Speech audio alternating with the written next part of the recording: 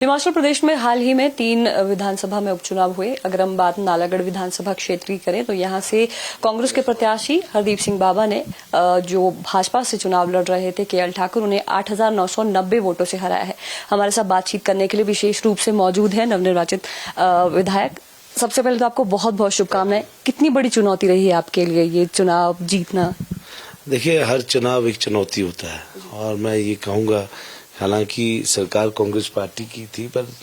हमारे जो प्रतिद्वंदी हैं और भाजपा का जो एक एंटी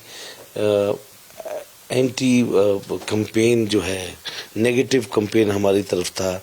उसका जवाब जो है इलाके की जनता ने किया है। और चुनौती तो हर चुनाव रहता ही है।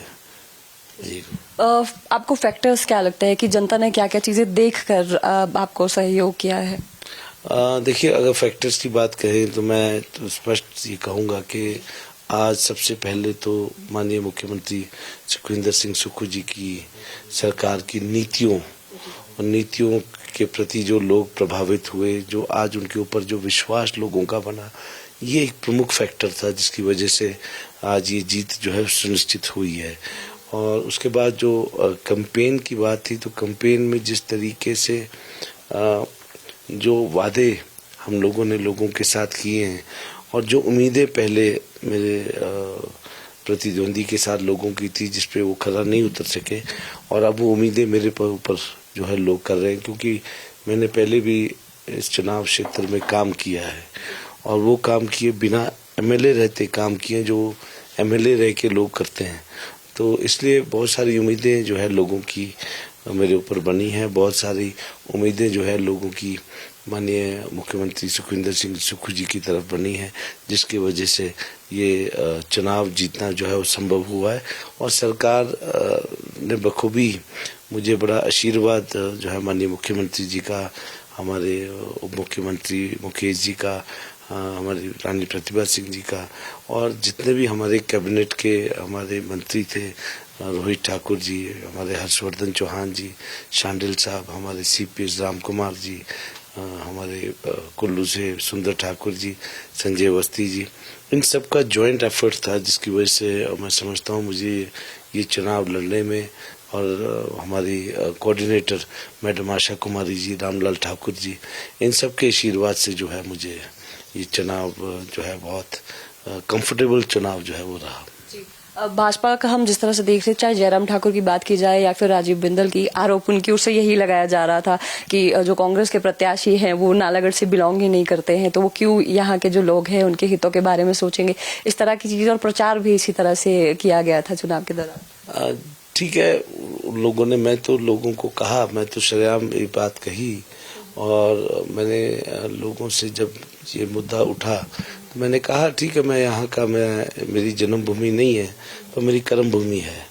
और मैंने यहाँ पे काम किया है और बिना एमएलए बने काम किया, और लोग इस बात से संतुष्ट थे। लोग जानते हैं कि मैंने, चाहे स्कूल है, चाहे कॉलेज है, चाहे तहसीलें हैं, चाहे डिस्पेंसरी है, चाहे पीएचसी है, सीएचसी है, पुल है, सिंचाई की स्कीमें हैं, पीने के पानी की स्कीमें, बस स्टैंड है, पार्क है,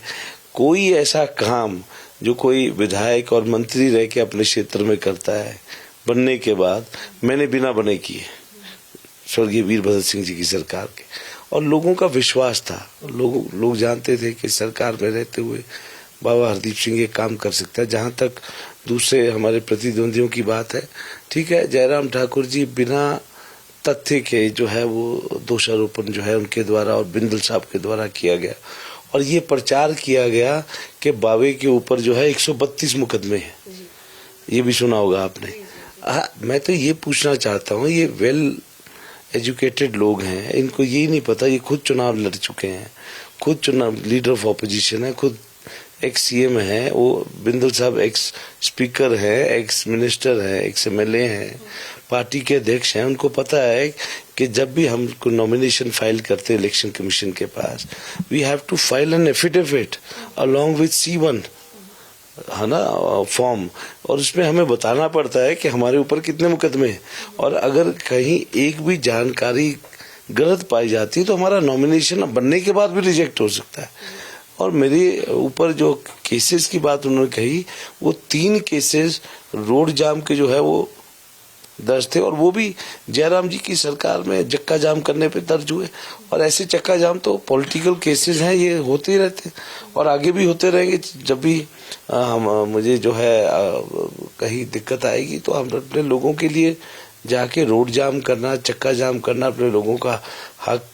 सुनिश्चित करने के लिए, तो मैं समझता हूँ इस तरीके के आरोप लगाना उसका भी मुझे फायदा ही हुआ, है ना। तो लोग जो है, ये तो लोग 15-16 दिन के लिए आए चुनाव प्रचार में अपने उम्मीदवार को जिताने के लिए। जो इन्होंने नेगेटिव कैंपेन मेरे खिलाफ किया उसका फायदा मुझे हुआ, क्योंकि इलाके की जनता मुझे 16 साल से जानती है। ये 15-16 दिन के लिए जो लोग आए हैं चुनाव प्रचार के लिए, जितना भी जो प्रचार किया है इन लोगों ने, इलाके की जनता मुझे 15 साल से जानती है और एक भी मुकदमा नालागढ़ में मेरे खिलाफ नहीं है ना। जो मुकदमे है भी हैं वो परवाणु के हैं और वो भी जयराम जी की सरकार के समय में दर्ज हुए हैं, वो भी रोड जाम के।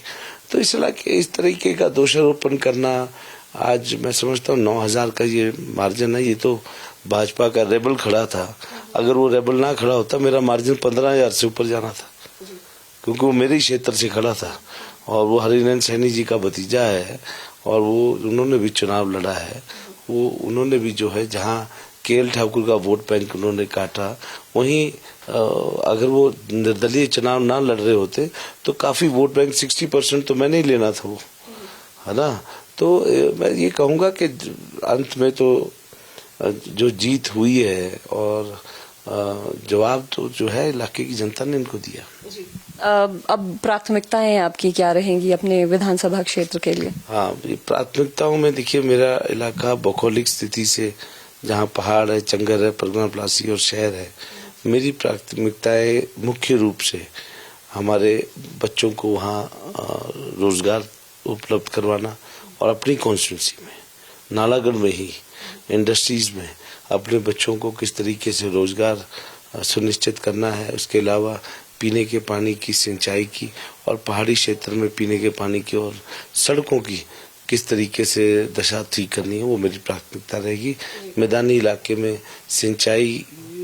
की जो ट्यूबवेल्स हैं, किस तरीके से इरिगेशन को और ज्यादा किसानों को राहत देने का काम हो, उस पर जो है हम लोग काम करेंगे।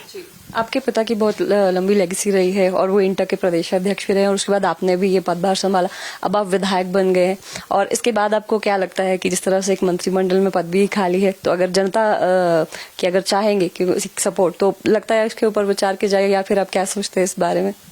नहीं, मैं देखिए, इंसान को हमेशा जो कुछ हासिल हो गया है उससे संतुष्ट रहना चाहिए एंड मैं बड़ा सेटिस्फाइड आदमी हूँ।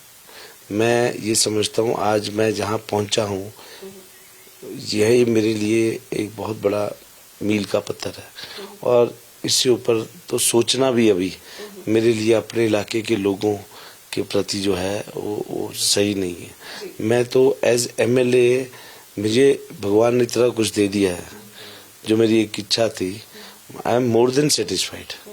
एंड मैं मंत्री और इन चीज़ों के बारे में ना मेरी सोच है। मेरे से सीनियर बहुत लोग बैठे हैं जिनका राइट बनता है, जिनका क्लेम बनता है और जो जस्टिफाइड भी है। तो मैं तो इस चीज़ के लिए मैं I am more than satisfied as an MLA and I think I should, मैं तो जितना सेटिस्फाइड एमएलए बन के हूँ उतना I am more than satisfied. आपने वक्त दिया, बहुत बहुत शुभकामनाएं आपको। Thank you so much. तो ये थे नवनिर्वाचित विधायक हरदीप सिंह बाबा, जिन्होंने सीधे तौर पर कहा कि चुनावों के समय में जो भाजपा की ओर से दुष्प्रचार किया गया था, कहीं ना कहीं उसने ही मदद की है और जो जनादेश यहाँ पर दिया है नालागढ़ की जनता ने, इन्हें भारी मतों से जिताकर विधानसभा में भेजा है और आने वाले समय में इनकी प्राथमिकता रहेगी कि नालागढ़ विधानसभा क्षेत्र के विकास के लिए किस तरह से ये काम कर सके। शिमला से कैमरा पर्सन कार्तिक ठाकुर के साथ मैं रेशमा कश्यप, डेली पोस्ट पंजाब हरियाणा हिमाचल।